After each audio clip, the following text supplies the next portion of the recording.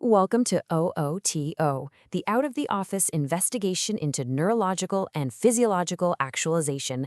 This time we're discussing the intestinal microbiome's role in physical and mental health. I'm Waxanako.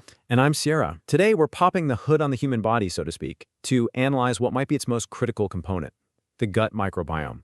We're going to treat it as the body's core operating system. The software that really dictates our physical and mental performance. Exactly. We're going to ask you to forget everything you learned in biology class, just for a moment. We are coming at this as engineers. This is an investigation into system architecture. We're treating the body like the most sophisticated, high-performance machine on the planet. And our job today? To figure out what makes this machine tick. And, way more importantly, how to optimize it for peak performance. So here is our blueprint, our plan of attack. We're going to build this thing from the ground up, just like any good engineer would. First, we'll get our hands dirty and inspect the physical machine, the digestive hardware. Then we'll look at the software that runs it all, what we're calling the microbial operating system. After that, we'll connect it to the central command via the gut-brain superhighway. And then, we have to run some system diagnostics to find any bugs. From there, it's all about performance upgrades. And finally, the big payoff. We'll see how all of this gives you a strategic intelligence advantage. Let's get into it. All right, let's start with Module 1, the digestive hardware.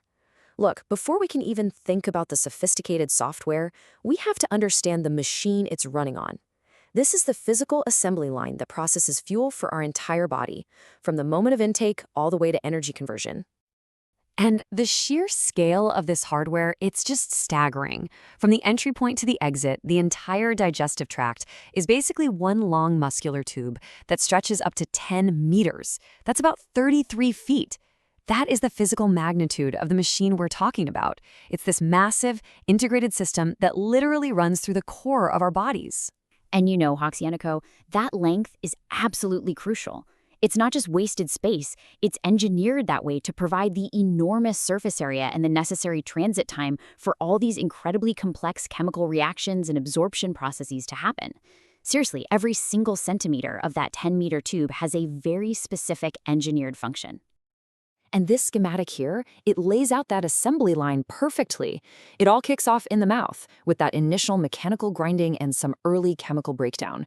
From there, it drops down into the stomach, which you can basically think of as a high-powered acidic churner designed to liquefy everything. Oh, the chemistry here is just incredible, isn't it? Each stage uses a totally different set of tools. The stomach, it uses this unbelievably powerful acid to handle proteins, but then the small intestine gets this perfectly targeted cocktail of enzymes from the pancreas and bile from the liver to tackle all the fats and carbs. It's a remarkably sophisticated biochemical refinery. It really is. The small intestine is the main event. It's where all the good stuff, the fuel, gets absorbed into the bloodstream. And only then does the large intestine handle the final water removal and waste processing. Every single one of these stages is absolutely critical for peak efficiency. And just like any industrial process, timing is a key performance metric.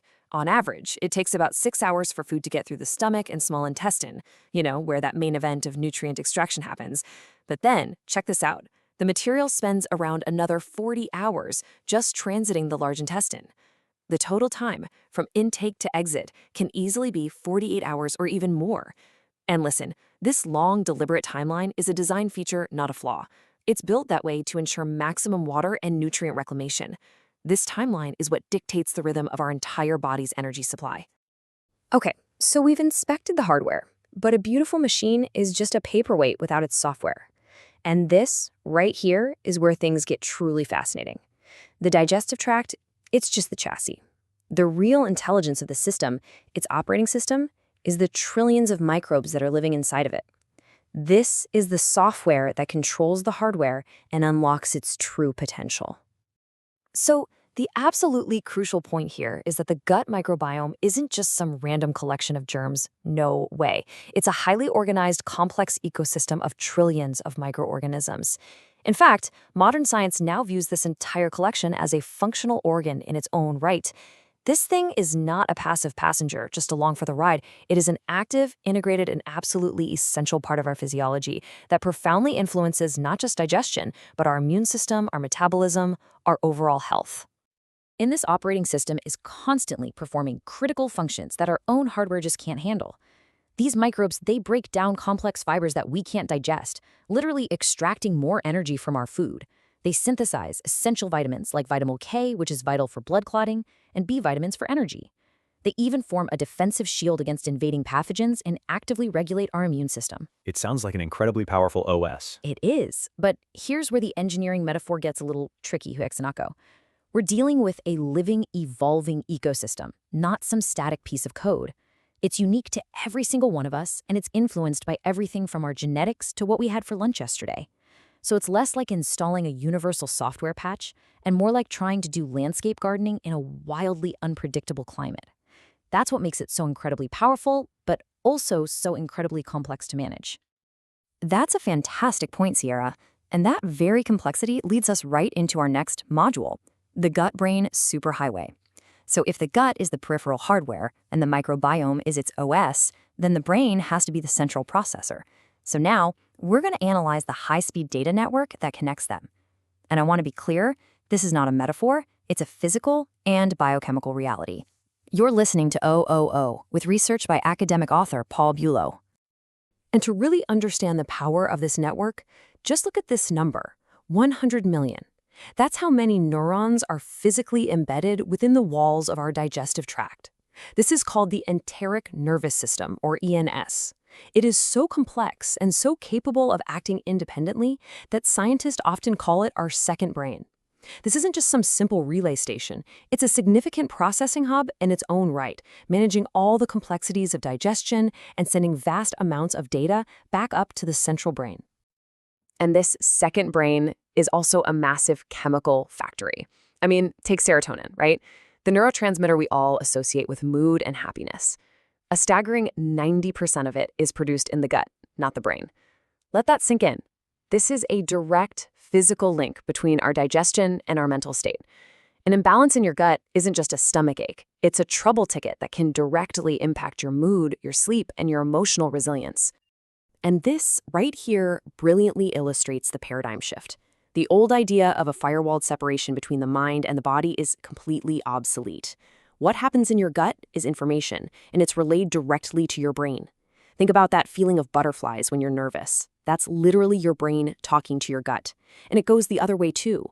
Gut inflammation can send signals that contribute to feelings of anxiety or that dreaded brain fog. It is a constant bidirectional feedback loop.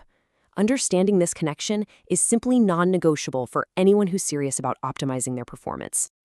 Okay, so we have this incredibly sophisticated hardware-software network. But like any complex system, it can fail. So in this module, we're running diagnostics. We're going to look at what happens when the system gets compromised by bugs or even malware. Things like pathogens or a condition called dysbiosis, which is essentially a critical imbalance in your microbial operating system. This slide shows the system in two states, healthy and failing. On the left, a healthy gut, eubiosis. It's all about diversity. A wide variety of beneficial microbes creates a strong gut barrier, like a secure perimeter wall, and a balanced, calm immune response. But on the right, you've got an imbalanced system, or dysbiosis. Here, diversity is low, which allows harmful microbes to take over. This can lead to a leaky gut, where that perimeter wall is breached, allowing toxins to flood into the bloodstream. And the result? Chronic, system-wide inflammation, a major drain on performance, and a root cause of countless diseases. So let's analyze a specific piece of malware, the bacterium Helicobacter pylori. This is the bug famous for causing stomach ulcers. Its attack methods are just incredibly sophisticated. It's got a propeller-like tail to literally burrow through the stomach's protective mucus layer. It produces its own antacid shield to survive in that harsh stomach environment, and some strains even have what amounts to a tiny biological syringe to inject toxins, a disruptive payload, directly into our cells, hijacking them and causing massive inflammation.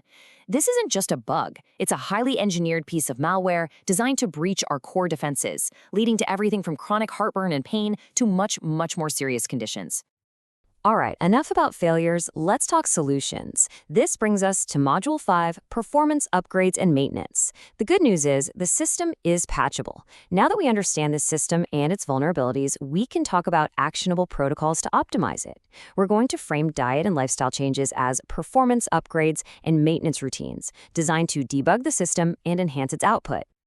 And this really is the central engineering problem we are here to solve. How do we deliberately modify the inputs, our diet, our lifestyle, to get a better, more optimized output? This brings us to a really critical question for our OOTO investigation. How can we humans improve the amount and balance of beneficial bacteria like Akkermansia, bifidobacteria, and Lactobacillus, while at the same time reducing the harmful ones like H. pylori? The goal is to rebalance the entire system for better health, smoother digestion, and ultimately more raw energy at a cellular level. So let's look at some of the beneficial agents we can actually introduce. You can think of these like software patches or beneficial little lines of code. You've got Akkermansia, for example, which is a key player in strengthening the gut lining. It's basically reinforcing your firewall. Then there's bifidobacteria. These are the workhorses that help us digest fiber and keep pathogens in check. And Lactobacillus, which you find in yogurt, helps us absorb nutrients and creates an acidic environment where bad bacteria just can't thrive. So by intentionally cultivating these in our system, we can directly upgrade its performance. Absolutely. And this slide right here is your user manual for optimal maintenance. Let's run through it, because these right here are the key elements for a healthy microbiome. First, add fiber. This is not just roughage. This is the specific prebiotic fuel your good bacteria absolutely need to thrive. Think of it as premium fuel for your OS. Then you've got consume probiotics. This is like directly installing beneficial software through foods like yogurt, kefir, or kimchi. You're literally calling in reinforcements for your microbial team. Next up, eat mindfully. This is purely mechanical, but it's huge. The more you chew your food, the less work the rest of the system has to do. You're improving efficiency from the very first step. And number 4, managing stress, is a big one. Remember that gut-brain superhighway. Chronic stress sends these constant disruptive signals that can just jam up the whole system. And finally, hydration. It's simple, but water is the coolant and the lubricant that keeps everything moving smoothly. Look, these aren't just suggestions. This is the non-negotiable maintenance required for peak operation. And this brings us to our final module, the synthesis of it all. We've looked at the hardware, the software, the network, and the maintenance. Now, let's connect it all to the ultimate output, a real-world strategic advantage. We're going to make the case that an optimized gut gives you a measurable, competitive edge in every single aspect of your life. You're listening to OOOTO with research by academic author Paul Bulow. So let's be absolutely unequivocal about this. Understanding and managing your intestinal microbiome is not just about wellness. It is a critical component of improving your strategic intelligence and gaining a tactical advantage. The clarity of your thoughts, the speed of your decisions, your ability to handle immense pressure, all of it is directly influenced by the signals coming from your gut. A compromised gut is a compromised command and control center, which really answers that central question we posed earlier: how can intestinal microbiome health affect our intelligence and health advantage? The answer is profoundly and directly at the most fundamental level. And the benefits, they extend so far beyond the boardroom or the athletic field. This isn't just about high-stakes competition. An optimized gut health improves your intelligence and physical advantage, yes, for sure. But the strategic management of your microbiome and its pH balance also promotes a healthy internal environment for both body and mind. And that translates into a better work-life balance, more successful relationships with others, and just an overall sense of calm and well-being. I mean, think about it. Less inflammation, stable moods from balanced serotonin, consistent energy. These are the foundations of a peak life experience. And this chart, it visualizes that output perfectly. When the gut OS is running optimally, your key performance metrics are dramatically enhanced. We see a significant boost in mental clarity, less brain fog, much sharper focus. We see a clear increase in physical stamina, which is driven by more efficient energy extraction from your fuel. And crucially, we see a massive improvement in emotional resilience, your ability to handle stress without breaking, all thanks to a well-regulated gut-brain axis. So, can intestinal microbiome health improve our mental health while supporting physical optimum performance? The data says unequivocally, yes.